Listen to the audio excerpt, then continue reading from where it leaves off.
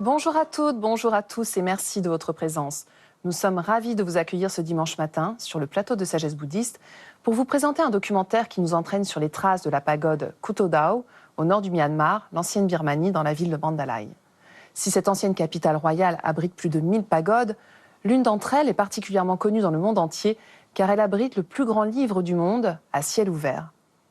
Nonnes et moines s'y retrouvent régulièrement pour méditer et étudier les enseignements du Bouddha gravés dans la pierre.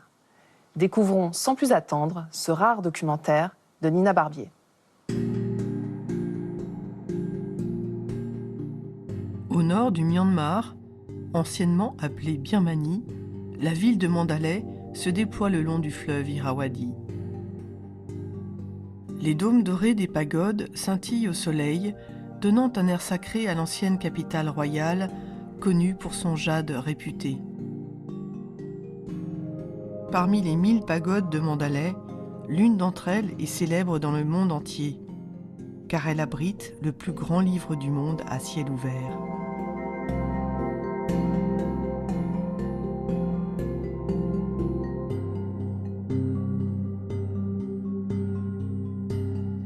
Édifiée en 1857, la pagode Kutodo est entourée de 729 petits stupas tous identiques et numérotés, disposés en ligne dans 3 enceintes concentriques.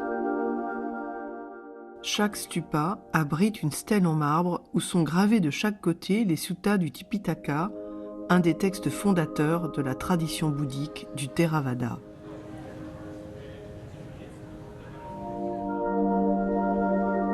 Kian Vin, directeur de la pagode Kutodo, inscrite au patrimoine mondial de l'humanité depuis 2013, est en charge de sa conservation.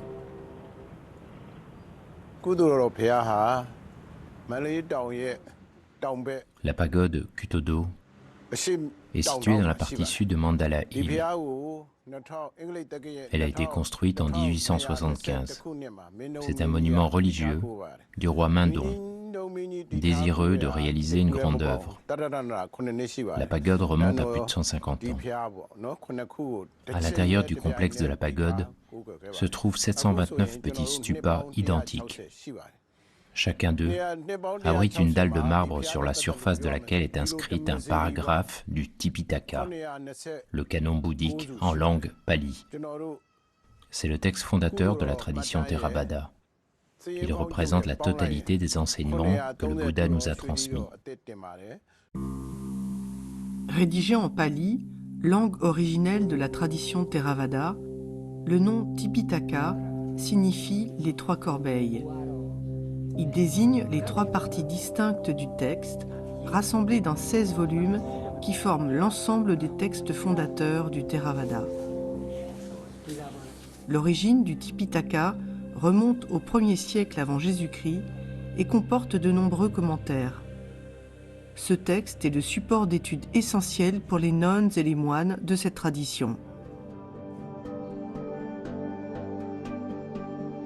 Les moniales du monastère Mingala Thayon se rendent régulièrement à la pagode Kutodo pour s'entraîner à la lecture et aux commentaires du Tipitaka.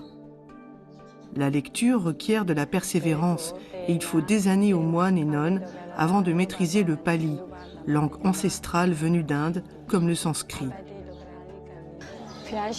Nous, les nonnes, étudions aussi l'enseignement du Bouddha. Notre intention est de soutenir et de perpétuer l'enseignement inestimable du Bouddha afin que les jeunes générations puissent conserver cet héritage. La difficulté à laquelle nous sommes confrontés est aussi la langue pali. C'est extrêmement difficile de l'apprendre car cette langue n'est plus utilisée de nos jours. Cependant, les moines et les nonnes du Myanmar consacrent toute leur vie à l'apprendre et à étudier le Tipitaka. Pour vous donner un exemple concret, ici au Myanmar, il y a seulement une vingtaine de moines qui ont réussi à mémoriser l'ensemble des textes.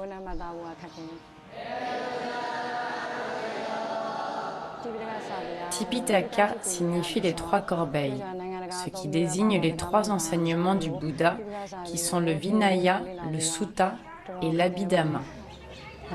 Le Vinaya est l'ensemble de règles monastiques pour la communauté bouddhique. Le Suttam désigne l'ensemble des enseignements du Bouddha.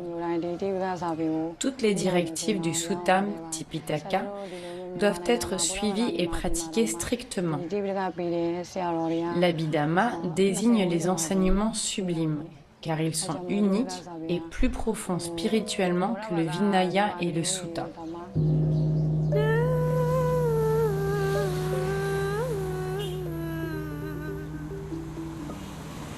Selon la tradition, la première récitation complète du Tipitaka, destinée à pérenniser l'enseignement du Bouddha, a eu lieu peu après sa mort, vers 624 avant Jésus-Christ. Sa mémorisation a joué un rôle important dans sa transmission. Sa seule lecture prend, dit-on, 450 jours. Sans étudier le Tipitaka, nous ne pouvons appliquer les règles monastiques, c'est-à-dire l'enseignement et l'apprentissage des préceptes du Bouddha, la pratique de la méditation et la compréhension des concepts abstraits, comme le travail sur l'activité de l'esprit. Par conséquent, l'apprentissage du Tipitaka est la priorité d'un moine. Il nous apprend ce qu'il faut faire et ne pas faire.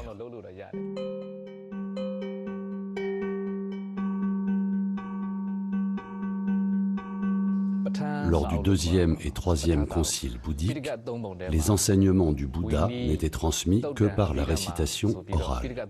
Lors du quatrième concile, les enseignements ont été écrits sur des lattes de bambou.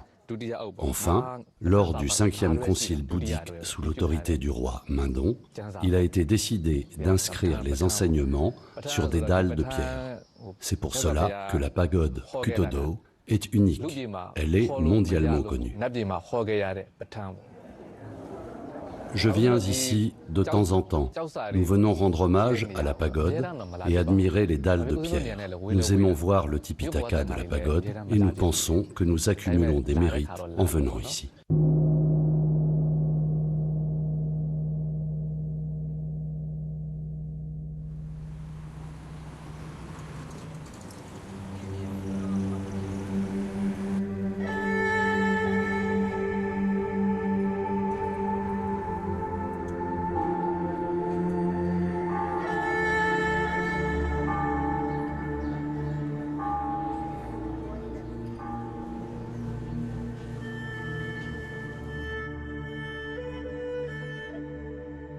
Les éditions originales du texte sont très rares. Il n'en existe plus que quelques exemplaires au Myanmar. Le monastère des femmes Sakyadhita conserve précieusement une édition du Tipitaka dans sa bibliothèque.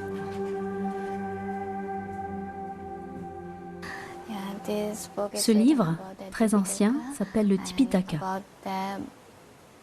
Il traite de la vie du Bouddha en deux langues, le pali et le Myanmar. Il a été rédigé il y a 200 ans par un moine et il est écrit sur des feuilles de palmier. Avant, le papier n'existait pas. Les moines et nonnes écrivaient ainsi, sur des lattes de bambou, au sujet de la vie du Bouddha. Pour moi, c'est très intéressant. J'aimerais pouvoir le consulter plus souvent, mais il n'en existe qu'un exemplaire à la bibliothèque de la nonnerie. Aussi, il est très rare. L'édition actuelle contient 45 volumes, dont 8 livres sur le code monastique, 25 sur les suttas, textes d'enseignement, et 12 livres de commentaires du canon pali. Tous ces textes représentent à eux seuls plus de 24 millions de caractères.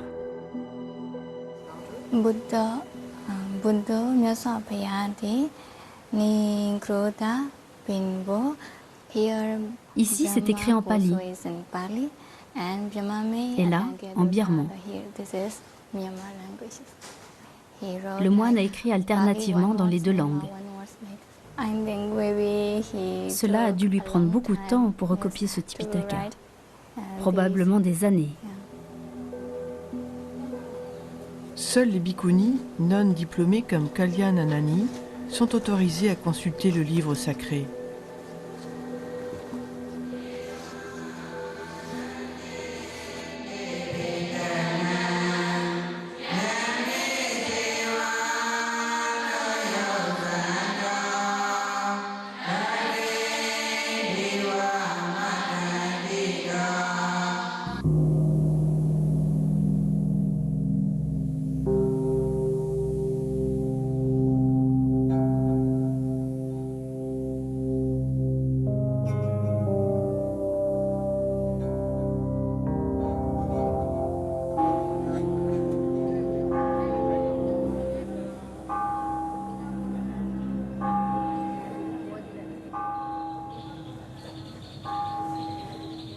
Au monastère de Tpayé, nous avons rencontré le vénérable Nandamala, un moine érudit qui maîtrise le pali.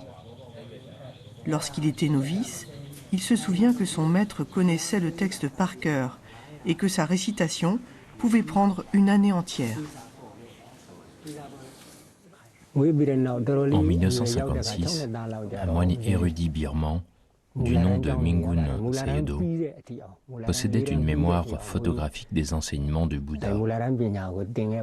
Il est devenu la première personne à pouvoir réciter le texte complet du Tipitaka. Lorsque les Sri Lankais ont entendu parler de cette nouvelle pour la première fois, ils ont dit que c'était impossible. Ils ont été tous dépassés. C'était un véritable exploit. L'enseignement profond du Bouddha peut être résumé comme suit.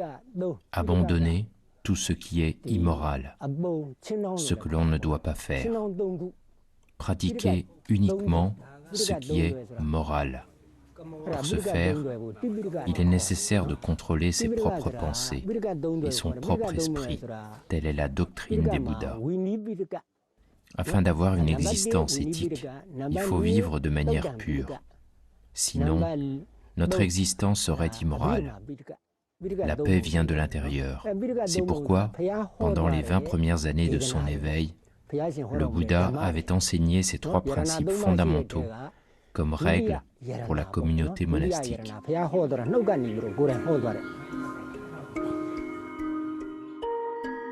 L'éthique, la concentration et la sagesse sont les 3 piliers de la pratique.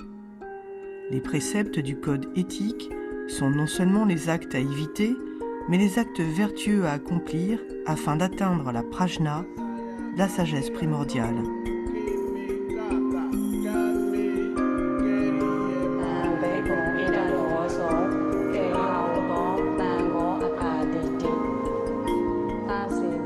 Le souhait du roi Mindon, le fondateur de Mandalay, était de créer un livre qui survivrait au Bouddha plus de 5000 ans. Si la pagode Kuto-do reste intacte encore 2500 ans, son vœu sera exaucé.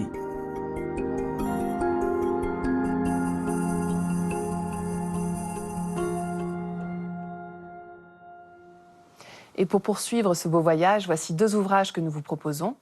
Tout d'abord, La Birmanie, publié aux éditions du Chêne, avec des textes de Jean-Yves Montagu, accompagnés des photographies de Jean-Léo Dugast.